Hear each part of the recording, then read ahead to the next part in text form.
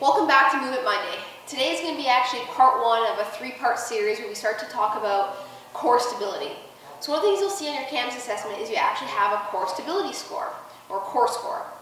Now, one of the ways we measure core stability throughout Kinetic-Sense and through the KAMS screen is something that we call scissoring from the pelvis and the shoulders. So when we see scissoring in movements, especially the overhead squat, the lunge, some of those things, your core score is going to decrease. So one of the ways that we can go ahead and improve that core score is to work on our ability to what I like to call resist rotation. So anti-rotation core stability, right? So again, that's going to lock down our hips and our pelvis together.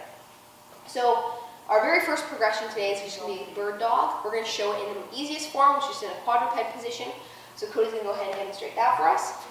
So quadruped on all fours, hands and knees here. We're just going for an opposite arm, opposite leg reach, okay? So go ahead, Cody, and go ahead and get into position. You can see here when Cody holds his position, there was no movement from side to side. Her hips are still neutral, her shoulders are neutral. There's no shift as she went ahead and moved. Go ahead and bring it back down. Now, if we struggled with this movement, go ahead and repeat with a little bit of instability, right? We don't actually want to go to end range. There's not really a lot of value in doing this. Go ahead and bring it back in.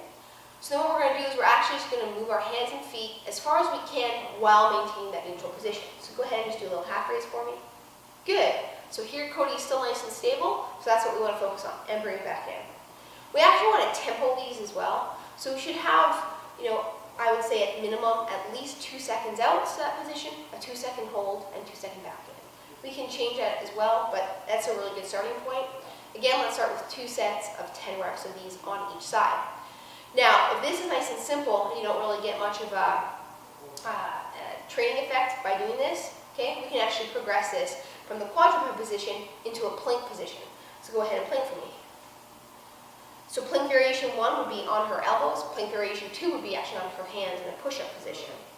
So from here, same thing. She's going to bird dog, lift one foot, and lift the opposite hand. We can see here there's a lot more instability, and we can actually see how hard Cody's core is working to stabilize. So go ahead and just do a half lift for me so we can keep nice and stable. There we go. So that's a good start position for her. So again, if the quadruped position is easy, you can go ahead and move to this plank position, give it a shot, and see how you improve your KAMS score.